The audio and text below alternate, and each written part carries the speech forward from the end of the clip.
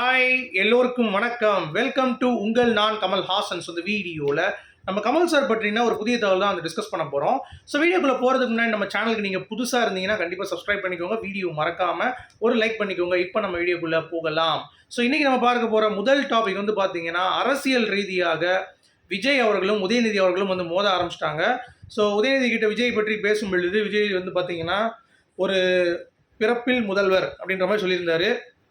அதை போய் கேட்கும்போது, பிறப்பால் முதல்வர்லாம் கிடையாதுப்பா, எங்கள் ஆள்லாம் வந்து ஓட்டு போட்டு தான் மக்கள் தீர்மானத்தை போய் அவன்கிட்ட போய் கேளு, அந்த ஆள்கிட்ட போய் சொல்லு அப்படின்ற மாதிரி விஜய் சொல்லிட்டாங்க. சரியா? ஸோ இதனால் விஜய் ரசிகர்கள் வந்து பார்த்தீங்க அப்படின்னா கண்டிப்பாக உதயநிதி மேலே கோபமாக இருக்காங்க. பட் அந்த டைமில் இப்போ உதயநிதி அவர்கள் நம்ம கமல் சாரை பற்றி ரொம்ப பாசம், அவருக்கு என் மேலே காதலன் காதலி மாதிரிலாம் வந்து நான் பார்த்துட்ருக்கேன் அவரை, அந்த மாதிரிலாம் வந்து பேசிகிட்டு இருந்தார். அதாவது நீங்கள் உங்களுக்கு தெரியும், ஏன்னா எல்லா துறையிலையும் ஒரு நாலேஜ் இருக்கக்கூடிய ஒரு ஆளாக நான் பார்க்குறேன்னு சொல்லி கமல் சாருடைய ஃபேனாக அவர் இருக்கார். இப்போ அரசியலிலும் வந்து கமல் சார் வந்து பார்த்தீங்கன்னா டிஎம்கே பக்கம் போனதுனால மேபி இப்போ விஜயை கார்னர் பண்ணுறதுக்கும் அடிக்கிறதுக்கும் வந்து பார்த்தீங்கன்னா கமல் சாரை யூஸ் பண்ணுறதுக்கான வாய்ப்புகள் நிறையா இருக்கிறது அப்படின்ற மாதிரி தெரியுது. ஸோ மக்கள் நீதி மையத்துடைய நிலைப்பாடு என்ன அப்படிங்கிறது கமல் சார் யூஎஸ்லேருந்து வந்த பிறகு தான் நமக்கு தெரியும். ஸோ அது வரைக்கும் நம்ம ஜட்ஜ் பண்ண முடியாது. இப்போவே வந்து விஜய் கூட மோதிட்டு இருக்காரு கமல் சார், தம்பி தம்பின்னு இருந்தார். சீமான் எப்படி சொல்லிட்டு இருந்தாரோ தம்பி தம்பின்ட்டு அடுத்து சண்டை போட்டாங்க. அந்த மாதிரி இதுவும் நடக்கும் அப்படின்ற மாதிரிலாம் பேசுகிறாங்க. ஸோ எது நடந்தாலும் சரி, எனக்கு தெரிஞ்சு அந்த மாதிரி நம்ம யோசிக்க முடியல. ஏன்னா விஜய் அவர்களும் கமல் சார் அவர்களுக்குள் இருக்க ஒரு இந்த பந்தம் அப்படிங்கிறது வந்து பார்த்தீங்கன்னா சூப்பரானது. அதை யாராலும் எடுக்க முடியாதுன்னு நினைக்கிறேன். இப்போ எப்படி குஷ்புவும் கமல் சாரும் வந்து ஒரு என்ன சொல்கிறது, ஒரு நல்ல ஒரு வேவ்லெங்கில் இருந்தாலும், அவங்க வந்து அரசியல் சார்ந்து 2 பேரும் வேறு வேறு கட்சியாக இருந்தாலும் கரெக்டாக வந்து பார்த்தீங்கன்னா என்னென்ன பிரிக்க பார்க்குறீங்களா அப்படின்ற மாதிரி அவங்க கேட்டாங்களா. அந்த மாதிரி விஜய் அவர்களும் கமல் சார் அவர்களும் அப்படி தான் இருப்பாங்கன்னு நினைக்கிறேன். அந்த டோனில் தான் உதயநிதி வேணா நீங்கள் பேசிக்கோங்கன்னு சொல்லி கமல் சார் வந்து விட்டுருவாருன்னு நினைக்கிறேன். எனக்கு என்னமோ அப்படி தான் தோணுது.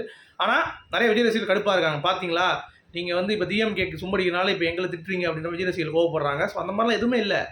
அரசியல் ரீதியாக வேறு சித்தாந்தம்ங்க, அது பார்த்துக்கலாம். இன்னும் எங்கள் தலைவரே வரல கமல் சார், அந்த பிறகு தான் தெரியும். நீங்கள் அதுக்குள்ளேயும் ஏன் அவசரப்படுறீங்க? ஸோ இதில் உங்களுடைய நிலைப்பாடு என்ன? சார் கமல் சார் ரசிகராக நான் உங்ககிட்ட கேட்குறேன். நீங்கள் என்ன நினைக்கிறீங்க அப்படிங்கிறத கமெண்ட் செக்ஷனில் சொல்லுங்கள். ஓகேங்களா? எனக்கு இது வந்து ஒரு புரியாத ஒரு புதிராகத்தான் இருக்கிறது. அடுத்து உறுதியானது KS238. ஓகேங்களா? கமல் சார் மணிரத்னம் காம்போ 2 பேரும் வந்து அடுத்த படம் பண்ணுறாங்கிறது கன்ஃபார்ம் ஆகிடுச்சு கிட்டத்தட்ட. ஸோ அது மருதநாயகமாக இருக்குமா அப்படிங்கிறது தெரியல. ஆனால் அதில் ஒரு பிரேக்கிங்கான ஃபேக்டர் என்னன்னா, ரஜினிகாந்தும் உள்ளே இருக்கார். நேற்று நம்ம இதை வந்து சொல்லியிருந்தோம், ஆனால் உறுதியான தகவலாக சொல்லலை. பட் இப்போ வந்து கிட்டத்தட்ட உறுதியாயிருச்சு. ஏன்னா மூத்த பத்திரிகையாளராக இருக்கட்டும், அவர் பேசுகிறதா இருக்கட்டும், கமல் சாரை பற்றி பேசுவார்ல அவர், அப்புறம் சினிமா பையன், அப்புறம் வலைபேச்சு டீம், இந்த மாதிரி எல்லாருக்கிட்டையும் நான் பேசும் பொழுது இருக்குது, கமல் சார் வந்தால் தான் தெரியும்.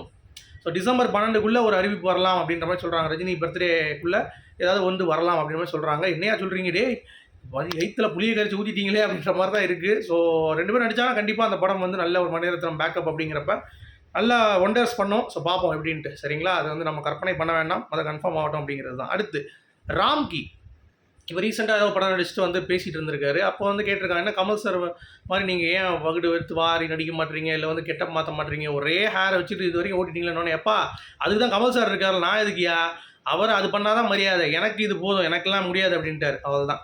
சரிங்களா? இது ஒன்று. அடுத்து வந்து விஜய் சேதுபதிக்கு பிக் பாஸில் கமல் சார் அட்வைஸ் பண்ண பிறகு அவருடைய ஹோஸ்டிங் இன்றைக்கி முதல் நாள். ஸோ வேறு மாதிரி பண்ணிட்டாருங்க. நீங்கள் பார்த்தீங்கன்னா தெரியும். ஏன்னா விஜய் சேதுபதி அவர்கள் ஹோஸ்டிங் நிறைய ஃபீட்பேக்ஸ் வந்தாலே கமல் சார் கிட்ட வந்து ஒரு பேசுகிறது கேட்டிருந்தார். கமல் சார் யூஎஸ்லேருந்து ஃபோன் பண்ணியிருந்தார். அதுக்கடுத்து நிறைய இன்புட்ஸ் வந்து விஜய் சேதுபதி அவர்களுக்கு கொடுக்கப்பட்டது. ஓகேங்களா? அதில் குறிப்பாக பண்ண உடனே அப்படியே வந்து ப்ரமோவில் அழகாக பேசினார்.